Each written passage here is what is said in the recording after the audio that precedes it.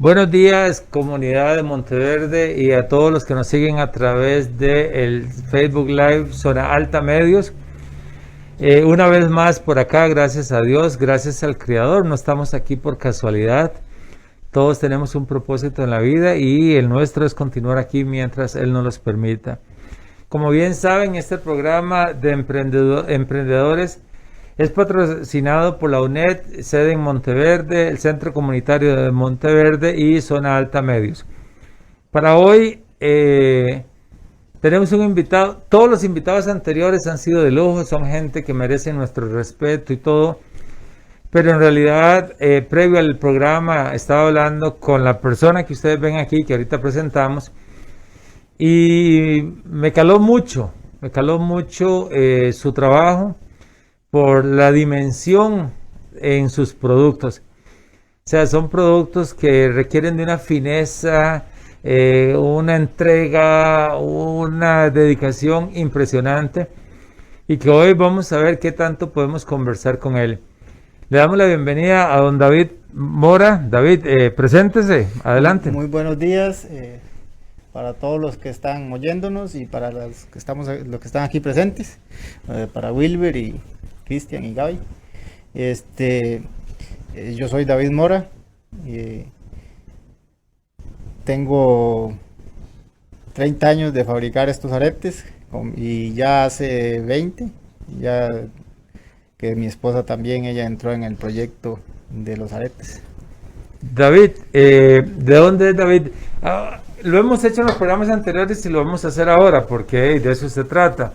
Entonces queremos pedirle a David que por un minuto, por 30 segundos, se quite la máscara para que la gente lo reconozca cuando lo tope en la calle, porque habrá gente que no lo conoce por el nombre, sino adiós, y como somos gente quicia, pero sáfese la máscara un toquecito para que la gente lo vea y lo reconozca cuando él es David Mora. David Mora, ahí está, sí, para que los que, ¿verdad? Ahora sí, volvemos al protocolo nuevamente. David, hablemos un poquito de dónde es David. Ya la gente sabrá dónde es, pero no importa, es importante recordar que este programa tiene un alcance nacional y en algunas ocasiones, gracias a Dios, también internacional. Entonces, ¿de dónde es David? ¿Dónde vive David? ¿Quiénes componen su familia? ¿Cuántos miembros son? Para ir profundizando un poquito en el tema de hoy. Bueno, en realidad yo soy de La Guaria. Es un pueblito que está, a 10 kilómetros de aquí. Y la mayoría del tiempo me la he pasado entre La Guaria y Monteverde porque por el trabajo y todo lo demás. Pero sí, en realidad yo soy de La Guaria. Y yo nací en Punta Arenas, pero cuando nací mi familia vivía del cruce San Luis para abajo. Es una parte bien quebrada, así que queda como a la izquierda. Y hoy en día ya soy un señor casado y tengo mi esposa y 3 hijos, 2 varones y una niña. Y también comparto muy de cerca con mi papá y mi mamá, que son vecinos, vivimos todos en una misma área, alrededor de 1 hectárea, ahí como 1 kilómetro arriba del cruce de San Luis. Entonces, en realidad físicamente estamos como en Monteverde, pero siempre decimos que somos de La Guaria, todo el tiempo hemos dicho. Sí, La Guaria es una comunidad que pertenece en realidad a lo que es el sector de Monteverde, como muchas otras comunidades. Cuando usted se inició, David, como un niño, como un joven cualquiera, ¿usted tenía pretensiones de poder estudiar o no? Porque es para irle dando a la gente un poquito de idea cómo nace su proyecto, cómo usted se vuelve un hombre emprendedor y cómo ha logrado que eso vaya caminando en el tiempo. Entonces, usted vive en La Guaria, termina su escuela, desea seguir estudiando, no lo hizo, ¿qué pasó? Cuando yo terminé la escuela, había que caminar para llegar al bus del colegio, había que caminar como 1 hora por lo menos. Entonces, mi papá y mi mamá dijeron, es muy difícil para un niño ir al colegio. Entonces, con la escuela es bastante, ya sabe leer y escribir y aquí la jugamos, ahí vamos a ver qué pasa. ¿A qué se dedicaban sus padres en ese momento? Nosotros vivíamos en una finquita. Esa finca está ahí, el cruce de San Luis, baja hasta la mina, hasta el río Guasimal. Entonces nos dedicábamos a eso. Mi papá tenía un ordeño, una lechería y ya a los 13, 14 años, entonces mi papá se iba a trabajar al campo y nos dejaba a mí y a un hermano a cargo de lo que era el ordeño y todo lo demás. Entonces, bueno, yo dije, bueno, no tengo posibilidades de estudiar, entonces tengo que ver qué hago porque sí me gustaría progresar. Entonces, Y es ahí jalándole el ubre a las vacas que usted empieza y va maquinando qué quiere hacer o cómo hacer algo que sea propio. en realidad, mi papá y mi mamá, bueno, a mí me daban un poco de aire porque yo tenía que quedarme para apartar las vacas de los terneros, digamos, a las 9 de la mañana se apartaban las vacas de los terneros, entonces los hermanos míos David, mayores, dame un segundo, porque ahorita Gabriela hizo una toma ahí y quiero que la gente vea, estamos hablando de aretes que David hace y su esposa también, y que de hecho, ¿cuántos dijimos que nos vas a donar para hacer rifado, David? ¿Uno o dos? ¿Cuánto? Es que para no... sí, uno. Ok, David nos va a donar uno de esos aretes para ser rifados. Entre la gente que comparta este programa, le dé compartir, like y eso, Zona Alta Medio lo estará rifando. Pero son hermosos. Ahorita entramos en detalle. Continúe, David, perdón. Sí, entonces yo tenía la oportunidad de que me quedaba un rato como libre, entonces ese rato lo aprovechaba pensando en qué forma de ganarse uno la vida. Entonces en ese momento surgió la idea de que parecía que algunos turistas se llevaban las ranas y algunas cosas de la fauna en los rollos de las cámaras. Entonces eso fue como un escándalo a nivel nacional, entonces me caló un poco y dije yo, ¿qué pasa si un turista podría llevarse un colibrí o un quetzal sin tener que sacarlo a la montaña? Entonces yo dije, bueno, tiene que ser algo muy bien hecho para que el turista se lo lleve y se lo lleve encantado, que sea casi como una fotografía de un colibrí. Entonces, bueno, yo intenté empezar a tallar. Bueno, lo único que tenía era madera, un clavo de zinc y un martillo. Entonces, con un martillo estripé el clavo de zinc hasta que le hice filo y empecé a tallar la madera y empecé a hacer figuras ahí. Convirtió un clavo en una gubia, prácticamente. Exactamente, esa fue la primera gubia que yo usé porque no tenía ningún tipo de herramienta. O sea, mi papá no era carpintero ni nada de eso, entonces lo que se tenía en la casa para el uso común era un martillo, un serrucho y nada más. Entonces, Para quienes no saben, una gubia es una herramienta que usan los artesanos muy filosa para poder sacar en detalle partes de la madera que necesiten hacerlo. Recordar que emprendeduría es todo aquello que usted tiene en mente y que pone en marcha, y que los grandes emprendedores en el mundo es cualquier persona que se la crea, y en este caso estamos hablando con David y él en realidad hace un trabajo impresionante. Agradecer a Zona Alta Medios, a Fondo Comunitario de Monteverde y a la UNED, sede de Monteverde, por este espacio donde se pueden exponer el arte de cada uno de ellos y a la persona como tal para conocerles un poco más a fondo. Ok, te inclinaste por aretes, eso es lo que hace David. sí, resulta que cuando yo tenía 16 años bueno, la idea era que según yo en 2 o 3 años ya iba a estar produciendo alguna cosa para venderle a los turistas. Yo decía que yo iba a fabricar una talla donde un tucán se viera tan vivo que el turista se impresionara y se lo llevara y todo lo demás. Entonces, pero no sabía la magnitud de aprender a hacer eso porque al final de cuentas tenés que manejar diseño y todo lo demás. Y ya cuando yo tenía como 16 años, ya yo hacía tallas un poco más elaboradas, más bonitas. Entonces alguna gente dice, bueno, ¿qué pasa si usted las lleva a CASEM? Que era cuando eso decían, era una cooperativa de artesanas. David, cuando decís aprender, ¿lo hizo solo o llevó algún curso en el INE en alguna parte o le nació, se inspiró usted y le nació de propio? No,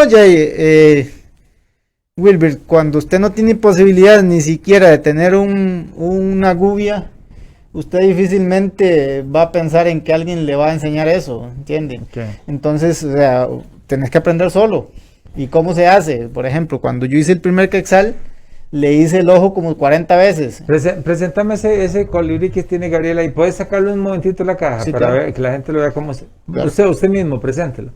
Ok.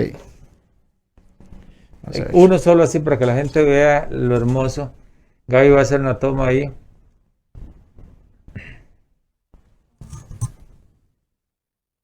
Ha sido más cerca. Así de hermosos son muy reales. Lo único que les falta es coger vida y salir volando.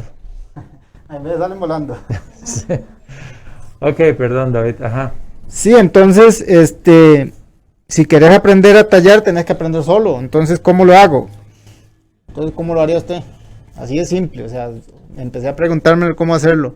Entonces yo empecé a hacer tallas en madera y a hacer cuadros y esos empezaron a vender, a comercializar en cassette.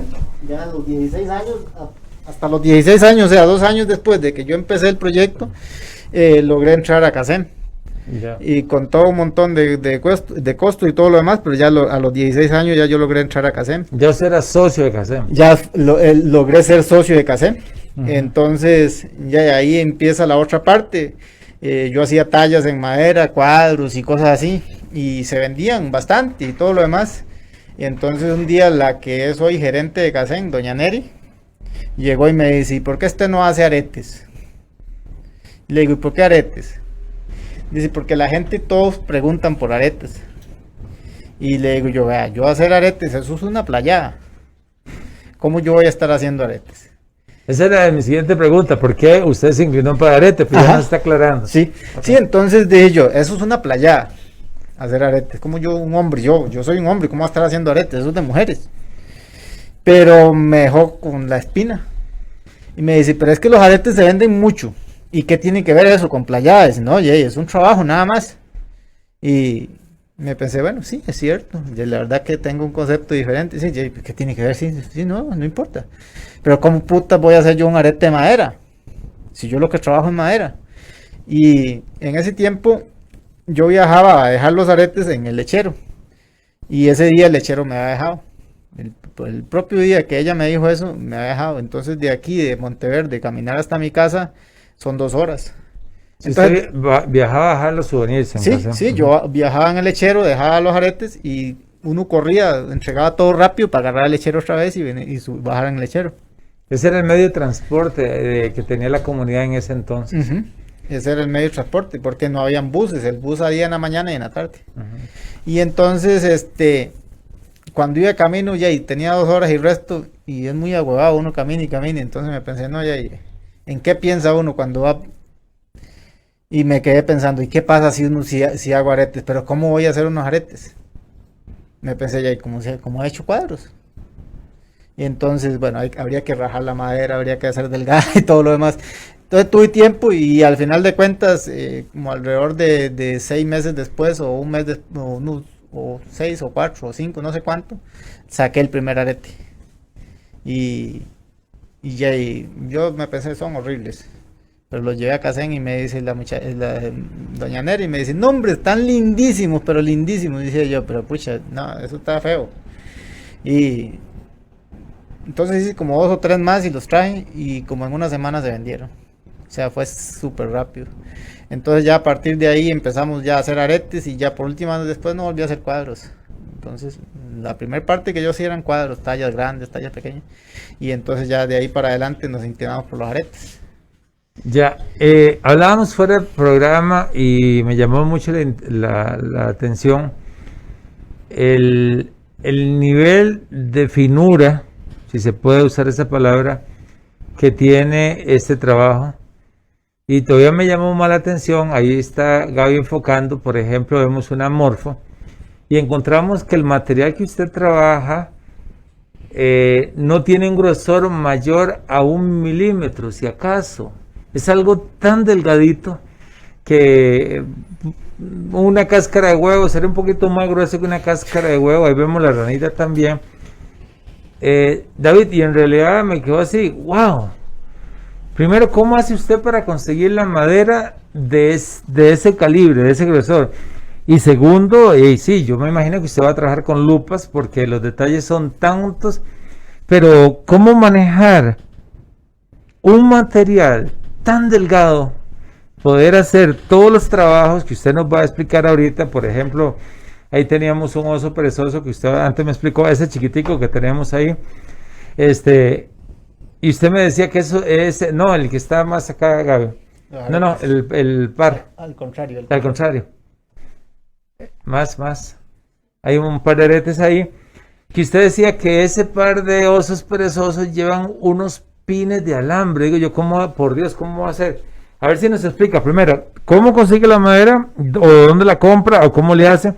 Y para eso hay que tener herramientas. ¿De dónde consiguió las herramientas? Bueno, entonces, todo ha sido una cascada, digamos, todo se ha ido dando, una cosa requiere la otra. Entonces, la idea siempre ha sido hacer las cosas lo mejor posible, entonces es una mejora continua. Entonces, ok, cuando yo fabriqué los primeros aretes eran una talla en madera pequeñísima, nada más, así de simple era. Entonces se tallaba como una hoja, como formar una hoja y en esa hoja se hacía la talla, un colibrí o lo que fuera y se tallaba. Entonces, pero, por ejemplo, yo quería fabricar un quetzal como los que fabrico hoy. Entonces, bueno, a pensar a ver de qué forma se puede hacer. Entonces con el tiempo dije, bueno, se necesita que sea súper fuerte. Entonces empecé a meterle pedazos de acero. Bueno, empecé con clavos clavos de 1 pulgada, digamos, a reforzar algunas áreas para que no se quebraran. Entonces, cuando vi que eso funcionaba, entonces evolucionamos a acero. Entonces compramos acero de 0,9 milímetros.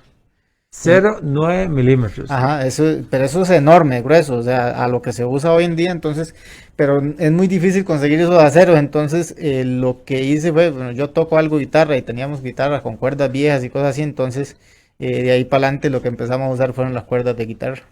Ya. Entonces, ok, pero el problema era cómo meter esas cuerdas de guitarra, cómo fortalecer, porque... No, ¿y cómo conseguir la madera de ese grosor? Entonces, bueno, vamos a esa parte. Entonces ya fue pensar en la posibilidad de comprar una sierra. Bueno, para no ir demasiado largo, al principio yo no tenía ni siquiera corriente donde trabajaba. O sea, se fabricaba totalmente a mano. Entonces yo trabajaba en la finca.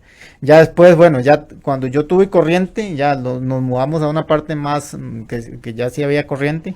Entonces ya ahí era otro mundo la tecnología que existía porque ya existía corriente.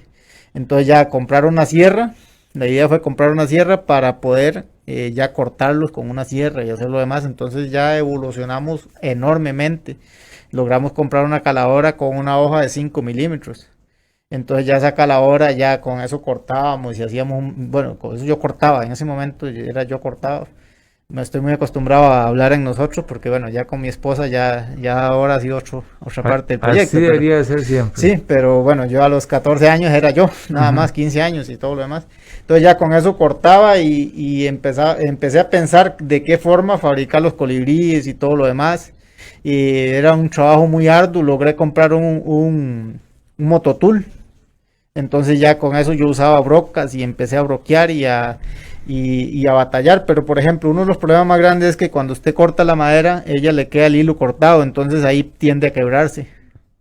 Entonces como son áreas tan delgadas, ahí queda el hilo cortado y ahí se va a desprender y es sumamente fácil. Entonces ya ahí empecé a meter el acero. Entonces ya después descubrí que la mejor madera era el ciprés, porque aunque era más dura para trabajar que el pochote, que era el que trabajaba antes, resulta que el ciprés es mucho más elástico.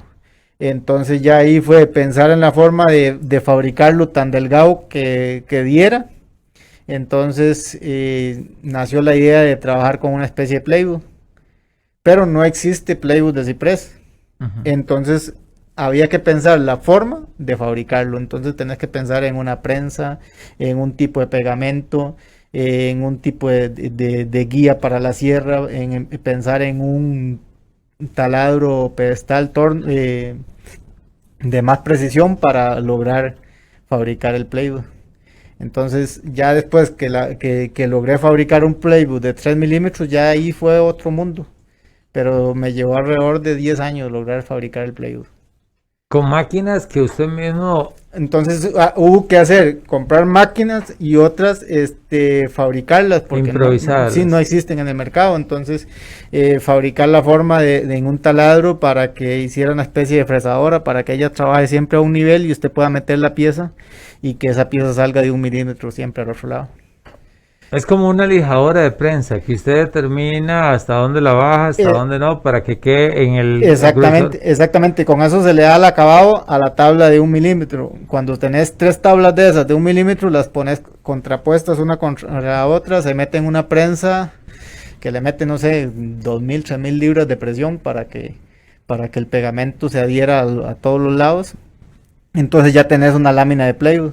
Pero no solo eso, después de que tenés la lámina de plywood, para lograr este 3D, que es las alas abiertas y todo eso, de ahí del plywood al 3D también pasaron alrededor de 5 o 8 años.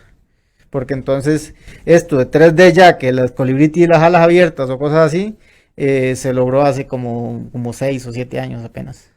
O sea, usted tuvo que ir inventando, inventando, inventando, y no solamente inventando, sino encontrando la máquina, ya, como decimos en Costa Rica, la máquina hechiza, hecha por usted que diera ese punto. Sí, exactamente. Ahora, yo no sé, me voy a parar, quería ver los ositos. Este es un dije, y este es un dije y ese es... ¿Es el mismo grosor? Se trabajan al mismo grosor, sí. Ok, vamos a intentar sacarlo. Y perdonen que insisten en esto, pero la verdad que quedé impresionado. Y lo que quiero es que valoremos un poco más. No importa. Lo que queremos es que valoremos un poco más el trabajo de los artesanos, porque a veces no valoramos eso. Y es muy difícil, o creemos que las cosas, el precio es muy caro. Pero yo quisiera, no sé si podemos hacer la toma. Voy a ponerlo así para que se vea el gruesor. Vamos a intentar. Ok. Es que lo que quería Gaby es el gruesor. Ok. Para que la gente vea y se imagine si puede meter una broca ahí en ese gruesor. Si puede meter una broca en ese grosor para meter un hilo de alambre. Porque como decía David, si eso no va sostenido por un alambre, al ser una madera, se puede quebrar. Eso es un trabajo que le da fortaleza, gracias, Gaby. Y lo hago de esta forma para que se le tome un poquito más de valor al trabajo. Porque yo, es más, me quedé y todavía digo, qué bárbaro David, qué técnica, qué exactitud. Porque meter una broca en 1 milímetro para poder meter... Por ejemplo, el pico de colibrí. Para poder meter, wow. Ese pico tiene un acero metido. Ya vamos a hacer Gaby. No sé si podemos, intentémoslo a ver, si no, que la gente nos disculpe, pero es importante. Ahí, vamos a ver, es el pico del colibrí. Tiene un acero de lado a lado. Tiene un alambre de acero de lado a lado, fue bloqueado y luego se le metió un alambre de acero para que el pico se pueda sostener. Sí, lo mismo las puntas de las alas, tiene un acero para hacer un asidero en el cuerpo del colibrí, cada punta de ala, y igual la cola tiene un acero que va hasta el... Esto es un trabajo hecho por un artesano nuestro. Un trabajo que lleva horas de dedicación. Los colores, ¿qué pasa con los colores, David? También es otro cuento, porque entonces al final de cuentas, bueno, cuando inicié, me vine a la tienda, a la ferretería, y me compré una pintura amarilla, una pintura roja y una pintura azul, y blanca, y negro. Entonces con eso inicié, pero era pintura de aceite, había que darle 2 o 3 días para que se secara y todo lo demás. Entonces ya ahí iniciaron todos los problemas. Alguien me dijo que se podía trabajar con una pintura que era la pintura de carro, que secaba inmediatamente, pero que solamente en ese tiempo solamente existían los 5 o 6 colores base. Entonces que yo tenía que jugármela para mezclarlos entre ellos y lograr el color que yo quisiera, porque ellos nada más me vendían los colores base. Y entonces a partir de ahí empezó otro proyecto exactamente igual, pero con el color, o sea, cómo lograr el color, cómo lograr. Hoy en día siguen siendo los mismos 5 o 6 colores bases con los que se trabaja, y se mezclan directamente en la pieza con un aerógrafo. ¿Con un qué? Aerógrafo. Wow.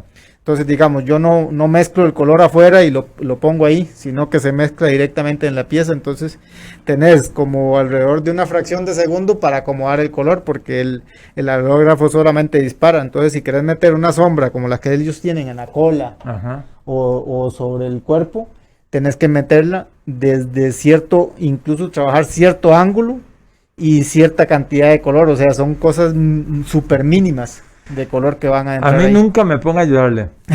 Nunca me pongo a ayudarle. No, pero sí, yo lo puedo llevar a usted al taller y usted, digamos, puede aprender un montón, porque al final de cuentas, esto no es un trabajo de que, o sea, si yo te digo, hacerme ese arete de ahí de cero en un día, tal vez no lo logras, pero con el tiempo usted va entendiendo los procesos, cómo se forman, cómo se hacen, y no es cosa del otro mundo.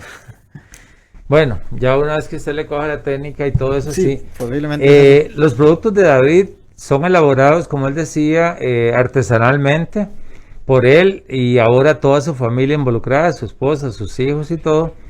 Y no solamente hacen aretes, anteriormente le hacía otros trabajos también tallados, pero la caja donde están los aretes y los prendedores también son hechos por ellos. Llevó su tiempo la elaboración, pareciera algo muy común para alguien. Y también me llamó la atención la bisagra, porque yo me quedé buscando la bisagra y no la encontré por ninguna parte hasta que usted me dijo. Sí, es que la caja también, digamos, con el tiempo, cuando tenés tiempo para hacer las cosas y cuando el tiempo no te importa para hacer las cosas, o sea, para mí lo importante es que un trabajo quede bien. Entonces, por ejemplo, yo cobro por un trabajo X cantidad de dinero, pero a mí eso no me importa tanto. Lo que me importa es que si yo lo vendí en ese precio, que yo pueda fabricarlo otra vez muchísimo mejor, aunque lo tenga que vender al mismo precio, porque se trata de eso, una mejora continua. Entonces, por ejemplo, lo que hemos hecho con el tiempo es meterle mucho más trabajo cada vez más, porque lo que yo quiero es que la pieza se vea lo mejor posible. Entonces, Claro. por ejemplo, vea esto, lo del 3D, que ya él tiene las alas abiertas. Al principio un colibrí era plano como es esta Perezoso. perezoso, Claro. pero un día batallando, trabajando, se me quebró una ala de un colibrí, la volví a pegar y me quedó torcida y se salió. Se veía por fuera. Entonces, bueno, a mí me dio cólera, batallé un poco y empecé a romperla otra vez para pegarla a como yo la quería plana. Pero cuando estaba en eso, seguro me dio el maní y me pensé, bueno, pero esto es lo que he buscado durante años. Porque resulta que para hacer un colibrí como necesitas una lámina de alrededor de 7 milímetros. Ok, pues entre la cámara. Okay. Alrededor de 7 milímetros. ¿Por qué? Porque aquí tenemos, ve, estos son como 7 o 8 milímetros de grueso. Correcto. Entonces, si querés hacerlo de madera, la madera no estira, o sea, simple y sencillamente tenés que tener una pieza de 7 milímetros y empezar a desbastarla para dejar los 7 milímetros en este punto y bajar aquí abajo a los 3 milímetros que hay en esto. Entonces, ahora lo que se hace es que se corta por en medio y se abre y se levanta la ala. Tu marca está ahí en las cajas, ¿verdad? Sí, nosotros firmamos la caja, bueno, yo firmo la caja porque es parte del mismo arete, porque la caja ha ido evolucionando con nosotros. Entonces, bueno, la caja tiene, yo le comentaba a Wilber antes que la caja, lograr la cajita nos llevó como 15 años para lograr la caja, pero este tipo de bisagra nos llevó alrededor de 30 años. Que al final no dijiste de qué era la bisagra. La bisagra, bueno, es tela. Okay. Al final de cuentas, es una tela, se hace un proceso para lograr meterla dentro de 2 láminas de madera. Entonces, y ya cuando tenés la tela metida dentro de esas láminas, se ubica de cierta forma para que la tela pueda girar. Entonces es como un 200% más fuerte que una bisagra de madera, que era como la fabricaba yo antes, y más estéticamente es más bonita. Qué dicha que existen los medios como Zona Alta para publicar y llevar ante ustedes un programa como un artesano dedicado como los otros que hemos tenido en programas anteriores. También la dicha de que la UNED, sede en Monteverde, y el Fondo Comunitario hayan podido